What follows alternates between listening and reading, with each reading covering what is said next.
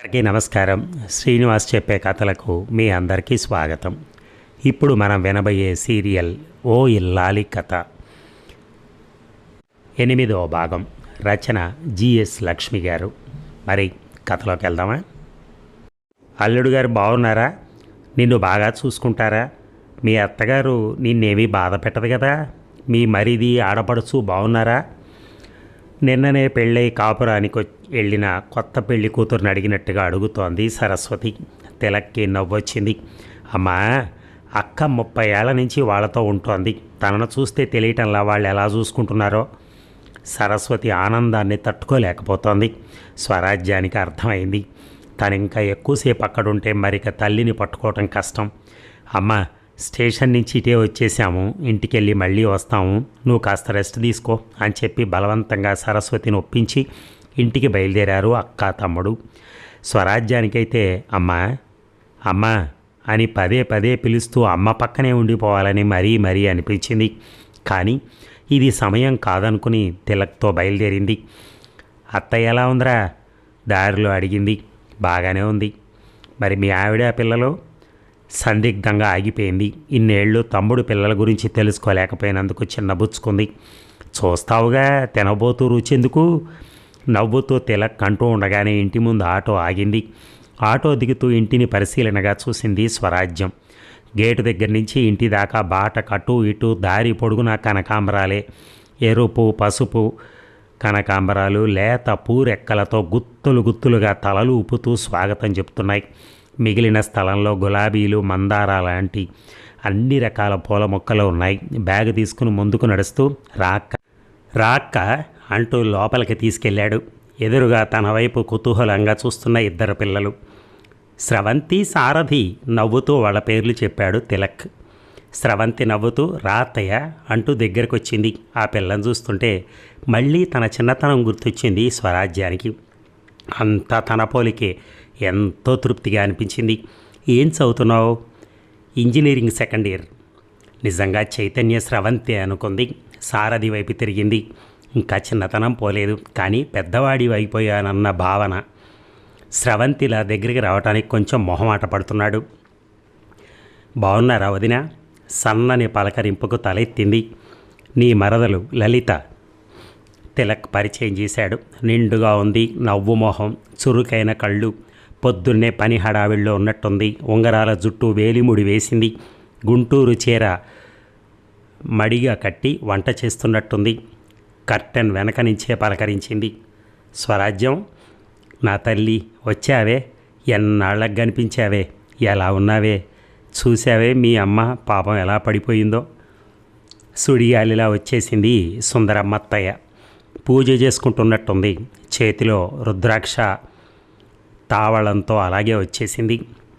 సుందరమ్మని చూడగానే ఒక్క ఉదుటున ఆవిడ దగ్గరికి వెళ్ళి ఆవిడ్ని పట్టేసుకుంది. అమ్మమ్మ నువ్వు అంటడిపోయావు, మళ్ళీ స్నానం చేయాలి అల్లరిగా నవ్వుతూ అన్నాడు సారథి. పోనీలేరా, మళ్ళీ చేస్తాను అంటూ స్వరాజ్యాన్ని పొదువుకుంది సుందరమ్మ. తల్లి పొట్టలో గువ్వలా అతుక్కుపోయింది అక్కడ స్వరాజ్యం. వేల మైళ్ళ దూరం ఒక్కర్తి నడిచి గమ్యం చేరుకున్న అనుభూతి కలిగింది ఆమెకి. ఆ రోజు సాయంత్రానికి శరీరము మనసు కూడా కాస్త కుదుటపడ్డాయి. పొద్దుట్నుంచి తననే వింతగా చూస్తున్న స్రవంతిని దగ్గరికి పిలిచింది స్వరాజ్యం. ఏంటి నన్ను అలా వింతగా చూస్తున్నావేంటి? మీరు ఇలా ఉన్నారేంటి? మనసులో సందేహం దాచుకోలేకపోయింది స్రవంతి. స్వరాజ్యం స్రవంతిని దగ్గరికి తీసుకుంది. ముందు మీరు అనటం మానేసి అత్తయ్య అని పిలు. మరి రెండోది, నేను ఇలా ఉండక ఇంకెలా ఉంటాననుకున్నావు? మా అక్క గురించి మీకు తెలియదు. ఏదైనా విషయం గనక ఆలోచించిందంటే ముందు దాన్ని తన ఊహల్లో చిత్రీకరించేసుకుంటుంది.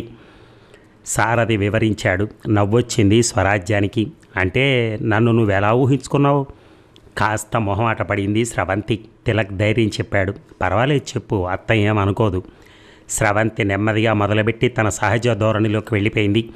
పచ్చగా పొడుగ్గా ఇంత వెడల్పు జరి ఉన్న చీర కట్టుకుని మోచేతుల దాకా బంగారు గాజులేసుకుని రవ్వల దుద్దులు ఉంగరాలతో వెనకాల కాస్త పెద్దదిగా కనిపించే ముడితో, గోల్డ్ ఫ్రేమ్ కళ్ళజోడుతో, ఖరీదైన చెప్పులతో, మరింత ఖరీదుగా కనిపించే హ్యాండ్ బ్యాగ్తో పైకి చూస్తూ కళ్ళెగరేస్తూ మాట్లాడతారనుకున్నాను. స్రవంతి ఊహకి అందరికీ నవ్వొచ్చేసింది. తన గురించి పిల్లలు ఇలా ఊహించుకుంటున్నారన్నమాట అనుకుంది స్వరాజ్యం. మరి అలా ఉన్నానా? ఫస్ట్ టైం నా ఊహ తప్పైంది అంది. నిజాయితీగా ఒప్పుకుంది. పైగా ఇదేమిటి, మీ పర్సు మా అమ్మ పర్సు కన్నా చిన్నగా ఉందే అని వైనం అడిగింది కూడా. ఆ ప్రశ్నకు మరీ నవ్వుకున్నారు అందరూ. సాయంత్రం మళ్ళీ అందరూ కలిసి ఆసుపత్రికి వెళ్ళారు. సరస్వతికి ప్రమాదం తప్పిందని డాక్టర్లు చెప్పారు. అందరూ నిశ్చింతగా ఊపిరి వదిలారు. 2 రోజుల పాటు అబ్జర్వేషన్లో ఉంచాలని, 3వ రోజున కానీ ఇంటికి పంపమని చెప్పారు. ఇంటికి వచ్చాక తిలక్ అన్నాడు, అక్క హైదరాబాద్ ఫోన్ చేసి క్షేమంగా చేరానని, అమ్మకు బాగానే ఉందని చెప్పాలేమో. స్వరాజ్యం ఉలిక్కిపడింది. అవును కదా, తనేమిటో మరో ప్రపంచంలోకి వచ్చినట్టు అనిపిస్తోంది. తిలక్ నెంబర్ డైల్ చేసి ఇచ్చాడు. రమణమూర్తి ఇంకా రాలేదు, మళ్ళీ వస్తానని ఫోన్ చేసి చెప్పాడని పంకజం చెప్పింది.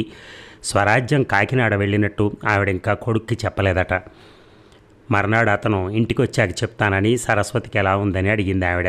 తల్లికి ప్రమాదం తప్పిందని, కోలుకుంటోందని, రమణమూర్తి రాగానే ఫోన్ చేయమని తిలక్ ఫోన్ నెంబర్ ఇచ్చింది స్వరాజ్యం.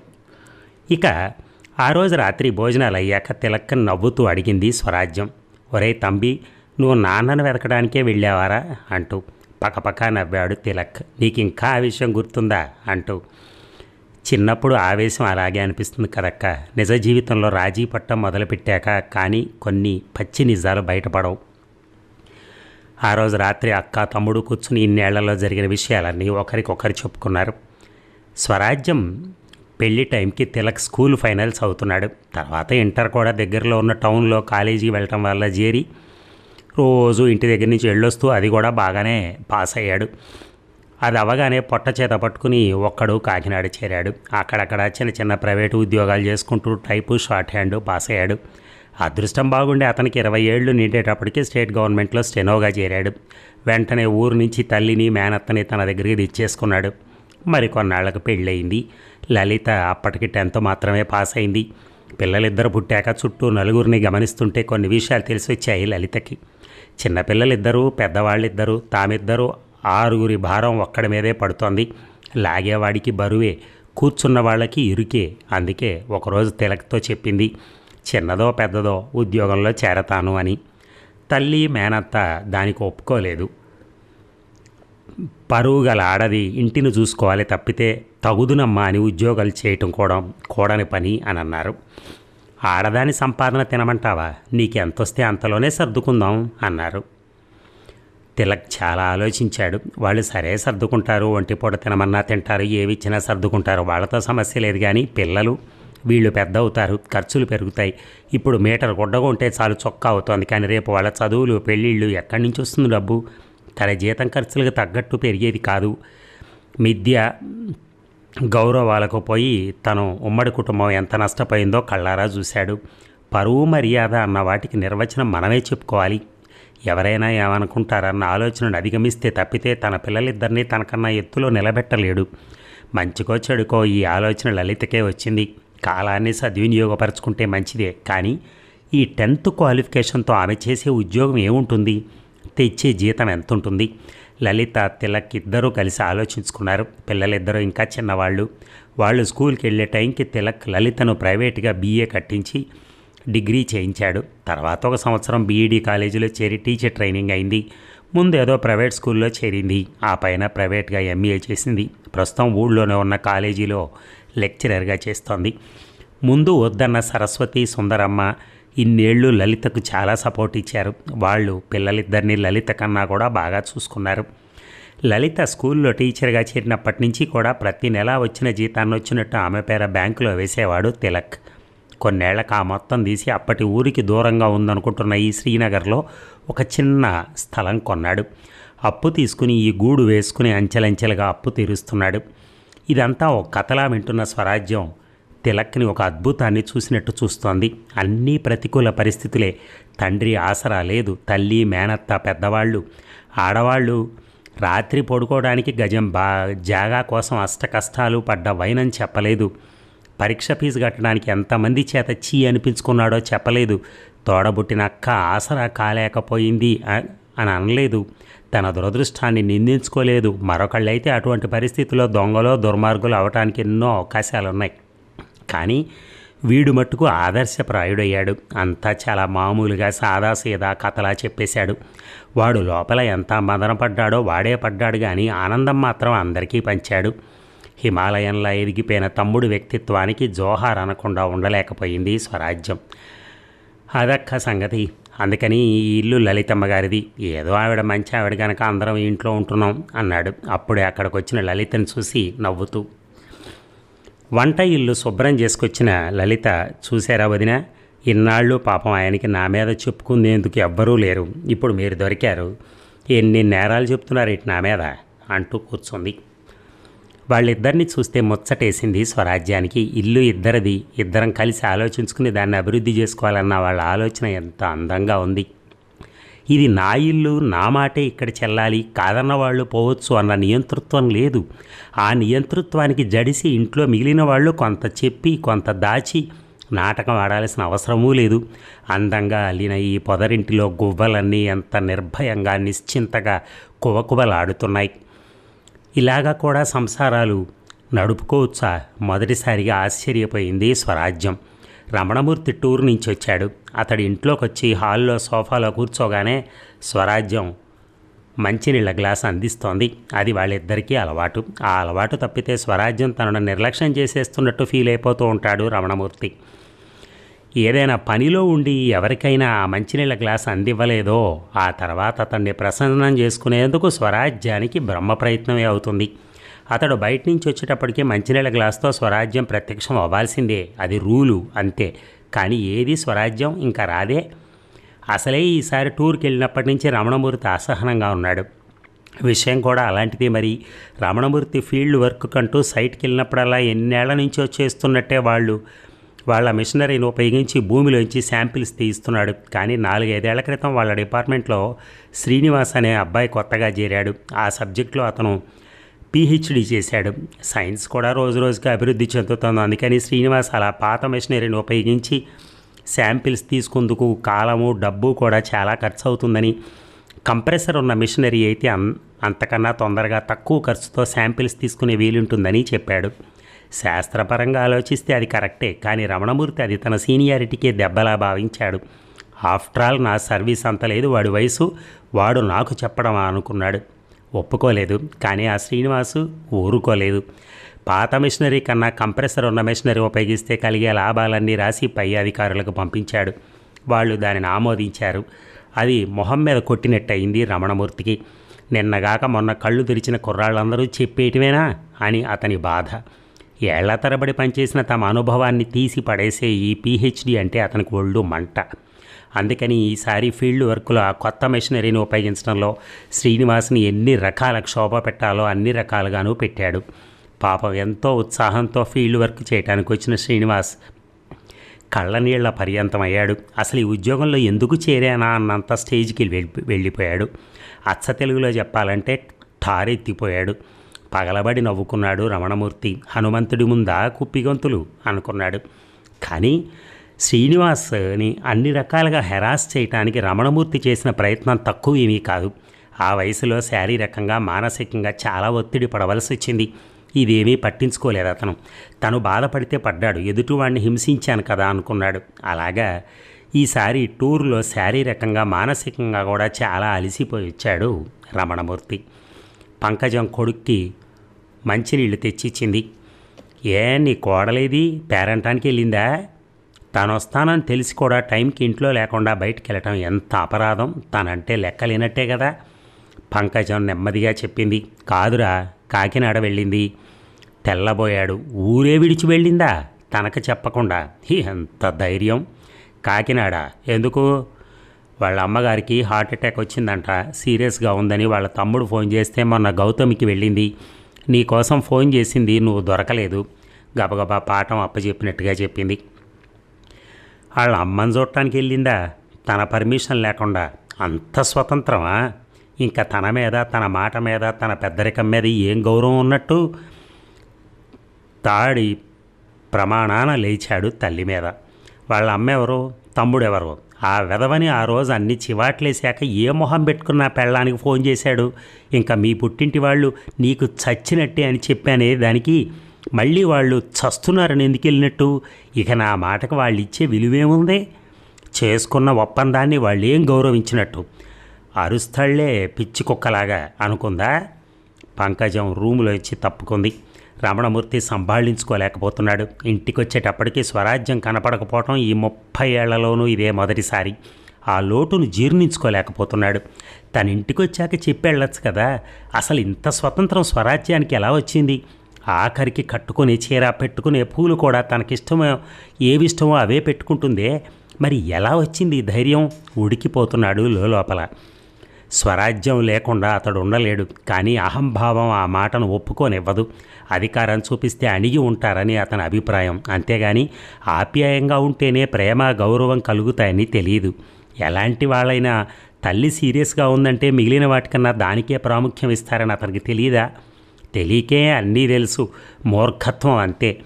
ఆ మూర్ఖత్వానికి ఒక నిర్వచనం, ఒక రూలు అంటూ ఉండవు. వాళ్ళు చెప్పిందే వేదం, చేసిందే న్యాయం. పెనం మీద అట్టులా ఉడికిపోయాడు. పంకజం కిమ్మనలేదు. ఆవిడ ఎప్పుడూ కొడుకు అవునన్నదాన్ని కాదనలేదు. ఇప్పుడు మటుకు ఎందుకు అంటుంది? రమణమూర్తిలోని మూర్ఖత్వం వెర్రితలలో వేసింది. ఆ రోజు గడిచింది, మర్నాడు గడిచింది. రమణమూర్తి ఆలోచనలో ఏమీ మార్పు లేదు. తమ వంశం, తమ పంతాల గురించి రాజ్యానికి తెలీదా? తమ మధ్య ఒప్పందాన్ని అంత తేలిగ్గా తీసి పడేస్తుందా? తనను చీమను విదిలించినట్టు విదిలించేయటమేనా? మొగుడని, మగాడని ఏమాత్రం గౌరవం ఉన్న ఆడదైనా పనికిరాదని చెప్పాక కూడా అలా పుట్టింటికి పరిగెడుతుందా? రాణి రాకెక్కడికి పోతుంది?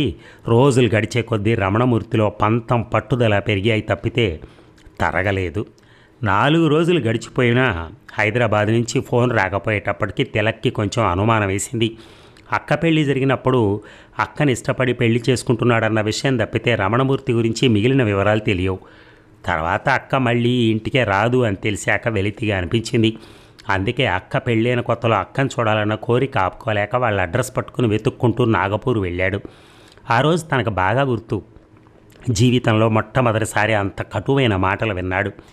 తమ కుటుంబాల్లో కూడా మాట అనుకుంటారు కానీ ఇటువంటి భాష ప్రయోగించడం ఎప్పుడూ వినలేదు. ఆంధ్రదేశంలో కోనసీమలో ఎక్కడో పల్లెటూళ్ళలో ఉంటున్న 15 ఏళ్ల కుర్రాడు ఒక్కడు రాష్ట్రం దాటి భాష తెలియని నాగపూరు బయలుదేరటం సాహసం అనే చెప్పాలి. అక్కను చూడాలన్న ఉత్సాహంతో అక్క, బావగారి కోసం తల్లి, మేనత్త చేసిన పూతరేకులు, కజ్జికాయలు, జంతికలు అన్నీ మూట కట్టుకుని బయలుదేరాడు. ఎందుకైనా మంచిదని తిలక్ బావగారు పనిచేసే ఆఫీస్ అడ్రస్కి తను ఫలానా రోజు వస్తున్నట్టుగా ఒక ఉత్తర ముక్క రాసి పడేశాడు కూడా. అందుకే మధ్యాహ్నం 12ంటికి స్టేషన్లో దిగ్గానే అక్క కోసం, బావ కోసం ఆ కుర్రాడు అందరినీ పరకాయించి చూశాడు. రైలు వెళ్ళిపోయిన అరగంట దాకా నాగపూర్ స్టేషన్లోనే వాళ్ళు ఇంకా వస్తారు అనుకుంటూ చూసి మరి ఇంకా లాభం లేదని స్టేషన్లోనే కాస్త ఛాయ్ లాంటిది దాగి బావగారు ఆఫీస్ పేరు చెప్పి వాళ్ళని వీళ్ళని కనుక్కుని ఎలాగైతేనే మూటలన్నీ మోసుకుంటూ రమణమూర్తి ఆఫీస్కి చేరుకున్నాడు. చిన్న చీటీ మీద తన పేరు రాసి లోపల రమణమూర్తికి పంపించాడు. వాళ్ళ భాష ఇతనికి తెలియదు, ఇతని భాష వాళ్ళకి రాదు. ఫ్యూన్ తెచ్చి ఇచ్చిన పేరు చూడగానే కంగారు పడ్డాడు రమణమూర్తి. తిలక్ రాసిన ఉత్తరం అప్పుడే చింపేశాడు అతను. ఈ గుంట వెధవ ఇక్కడ దాకా వస్తాడని అతను ఊహించలేదు. వీడు తన బావమరిదని తెలిస్తే నలుగురిలో తనకెంత అవమానం. అందుకని ఫ్యూన్తోనే చెప్పించాడు. తిలక్ రాసిచ్చిన పేరు గల మనిషి ఆఫీసులో లేడని. వాడి మాట తిలక్ అర్థం కాల. ఆఫీస్ చూస్తే ఇదే, పెళ్లి చేసుకున్నాక అక్కని తీసుకెళ్తానని సూర్య మాస్టర్ చెప్పిన ఊరు ఇదే. మరి బావగారు ఇక్కడ ఉండకెక్కడుంటారు? ఆలోచిస్తూ ఆఫీస్ మెట్లు దిగుతున్న తిలక్కి సుందరమ్మ అత్త ఇలా ఉన్న ఒక పెద్ద ఆవిడ లోపలికి వెళ్తూ కనిపించింది. వచ్చిరాని హిందీలో ఆవిడకి తన బాధ చెప్పుకున్నాడు. ఆవిడ రమణమూర్తి కొలీగ్. రమణమూర్తి పేరు విని ఆవిడ అతని ఇంటి అడ్రస్ రాసిచ్చింది. తూర్పు పడమర తెలియని ఆ ఊళ్ళో, భాష తెలియని ప్రాంతంలో మళ్ళీ చీకటి పడిపోతే ఇల్లు పట్టుకోవడం కష్టమని, ఎక్కడా ఏమీ కూడా తినకుండా మూటలన్నీ మోసుకుంటూ వీధి తిరిగి చీకటి పడుతూ ఉంటే ఆ ఇంటిని పట్టుకున్నాడు తిలక్. అమ్మయ్య అనుకున్నాడు. అతని అలసటంతా పోయింది. అక్కను చూడబోతున్నానన్న ఆనందం ముందు ఇల్లు పట్టుకోవడం కోసం తాను పడిన శ్రమనంతా మర్చిపోయాడు. గేటు మీద నెంబర్ని, తన చేతిలో ఉన్న నెంబర్ని పోల్చి చూసుకుంటున్నాడు. ఇంతలో గేటు ముందు జీప్ ఆగింది. జీపు దిగ్గానే తిలక్కను చూసి రమణమూర్తి మొహం గంభీరంగా మారిపోయింది. తిలక్ మొహం ఆనందంగా విచ్చుకుంది. ఏంట్రా ఇలా వచ్చావు? కఠినంగా అడిగిన ప్రశ్నకు బెత్తరపోయాడు. 2 గంటల నుంచి తిలక్ చేతిలో నలుగుతున్న అడ్రస్ కాగితం తీసుకుని ముక్కలు ముక్కలుగా చించి పడేశాడు రమణమూర్తి. ఇదిగో చూడు, మాకు సంబంధించి మీరు చచ్చిపోయారు, మీకు సంబంధించి మీ అక్క చచ్చిపోయింది, చచ్చిపోయిన వాళ్ళతో రాకపోకలుండవు, ఇంకెప్పుడు ఇటువైపుకు రాకు అని గేటు వేసేసుకుని లోపలికి వెళ్ళిపోయాడు అతను. అంతే, మొహం మీద చెళ్ళున కొట్టినట్టయింది తిలక్కి. మెదడు మొద్దు బారిపోయింది. వేసిన ఆ గేటును, మూసిన ఆ తలుపుల్ని చూస్తూ 10 నిమిషాలు నిలబడిపోయాడు. అక్కేది? అక్క కనిపించదా తనకింకా? అక్క ఆ తలుపు వెనకాలుందా? ఆ తలుపులు తను విరగ్గొట్టగలడా? అసలు విరగ్గొట్టచ్చా? అక్క లోపల ఎలా ఉంది? తమ కోసం బెంగ పెట్టుకుందా? పెళ్లి చేసుకుని ఆనందంగా ఉందా? ఆనందంగా ఉందని అనుకోవటానికి మనసొప్పలేదు తిలక్కి. ఈ మనిషితో, ఇంత కఠినంగా మాట్లాడే మనిషితో అంత సున్నితమైన అక్క ఆనందంగా ఎలా ఉండగలదు? అంటే అక్క బాధపడుతోందా? ఏడుస్తోందా? మోకాళ్ళ మీద తలపెట్టుకుని వెక్కిళ్ళను మింగేస్తున్న అక్క రూపం ఒక్కసారిగా ఊహల్లోకి వచ్చింది తిలక్కి. వెంటనే ఆ తలుపులు తీసుకుని లోపలికి వెళ్ళి అక్కను చేయి పట్టుకుని ఇంటికి తీసుకెళ్ళిపోదామన్నంత ఆవేశం వచ్చేసింది. ముందుకు పడ్డ అడుగును బలవంతంగా వెనక్కి లాక్కున్నాడు. అది అక్క జీవితం, తను నాశనం చేయకూడదు. అక్క తెలివైంది, సర్దుకుపోయే మనిషి. తన కాపురం ఆనందంగా తీర్చిదిద్దుకోగల నైపుణ్యం అక్కకుంది. అలా కాదని అక్కని ఇప్పుడు ఇంటికి తీసుకెళ్తే తను అక్కకు అన్యాయం చేసిన వాడే అవుతాడు. మరి ఈ భాగం ముగిద్దామా? మళ్ళీ రేపు కలుద్దాం. Thank you.